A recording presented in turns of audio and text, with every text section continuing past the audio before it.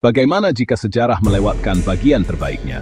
Kekaisaran yang sekuat Roma dan Mesir, tetapi terkubur oleh waktu, perang, dan kebisuan kolonial.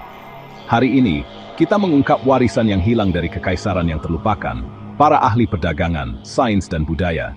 Nama-nama mereka mungkin asing, tetapi dampak mereka tak terlupakan. Sementara sejarah merayakan raksasa yang dikenal, banyak peradaban luar biasa tetap berada dalam bayang-bayang.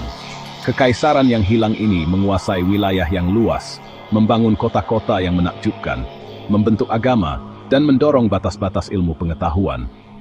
Namun buku-buku pelajaran hampir tidak menyebutkannya. Mengapa? Karena sejarah tidak selalu ditulis oleh pemenang.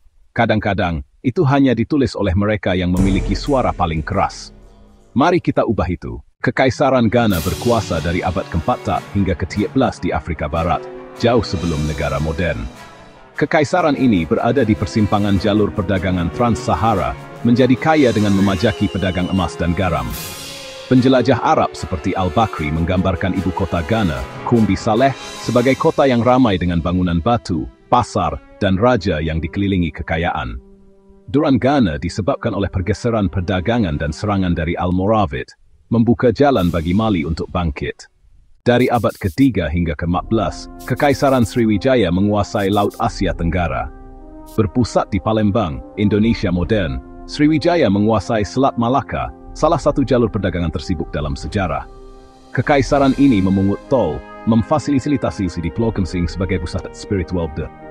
Biksu Tiongkok Yijing belajar di sana dan memuji pendidikan Buddha yang maju.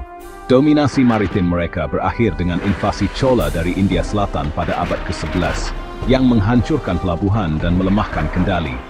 Namun pengaruh budaya Sriwijaya bergema hingga kebangkitan kekaisaran selanjutnya seperti Majapahit. Kekaisaran Mali bangkit pada abad ke-13 setelah jatuhnya Ghana dan mencapai puncak kejayaan di bawah Mansa Musa.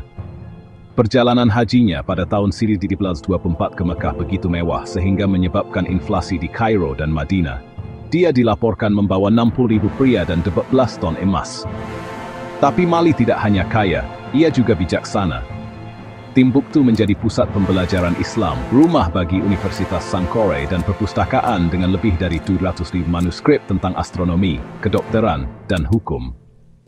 Setelah kematian Mansa Musa, konflik internal dan invasi melemahkan kekaisaran, dan pada abad ke-14, kekaisaran itu terpecah. Kekaisaran Khwarezmian pada abad ke-11 di Asia Tengah adalah kekuatan ilmiah dan ekonomi. Warisan terbesarnya, Al-Khwarizmi, yang namanya memberi kita kata algoritma. Dia menulis teks-teks dasar tentang aljabar, trigonometri, astronomi, dan geografi. Khwarezm menghubungkan Persia ke jalur sutra, dengan kota-kota seperti Gurganj dan Samarkand yang berkembang pesat dengan perdagangan dan ide-ide. Namun pada tahun 1212, Shah membuat kesalahan fatal. Dia mengeksekusi seorang utusan Mongol. Genghis Khan membalas dengan kekuatan brutal, menghancurkan kota-kota dan melenyapkan kemajuan berabad-abad. Sebuah kekaisaran yang gemilang lenyap hampir dalam semalam. Di selatan Mesir, kerajaan Kush berkembang pesat dari abad ke-8 SM hingga abad ke-4 M. Pada puncaknya, raja-raja Kush menaklukkan Mesir, mendirikan dinasti ke-25, berkuasa sebagai Firaun Hitam. Mereka memulihkan kuil, membangun kota, dan menghidupkan kembali tradisi Mesir sambil mempertahankan identitas Nubia mereka sendiri. Kush membangun lebih dari 20 piramida, banyak di Meroe, menggunakan desain curam yang unik. Mereka unggul dalam pengerjaan besi, strategi militer, dan seni, mengembangkan tulisan mereka sendiri yang disebut Meroitic, masih belum terpecahkan hingga hari ini. Seiring dengan meluasnya Roma dan menurunnya perdagangan, Kush akhirnya melemah. Tetapi kecemerlangan budayanya tetap ada. Jadi mengapa kekaisaran ini dilupakan? Sejarawan kolonial meremehkan peradaban non-Eropa. Mereka mengabaikan sejarah lisan, menghancurkan manuskrip, dan hanya berfokus pada cerita yang sesuai dengan narasi mereka. Kekaisaran seperti Kush, Sriwijaya, dan Khwarezm tidak lenyap. Mereka sengaja dihapus dari cerita global. Namun kini, arkeologi, beasiswa pribumi, dan pelestarian digital membawa mereka kembali ke pandangan. Kekaisaran yang terlupakan ini membuktikan bahwa Afrika, Asia, dan wilayah lainnya membentuk sejarah global, bukan hanya Eropa. Mereka memelopori perdagangan, sains, arsitektur, pendidikan, dan diplomasi seringkali sebelum Barat. Ingat, sejarah bukan hanya apa yang diingat, itu adalah apa yang menunggu untuk diungkap. Kekaisaran mana dari yang terlupakan ini yang paling membuat Anda takjub?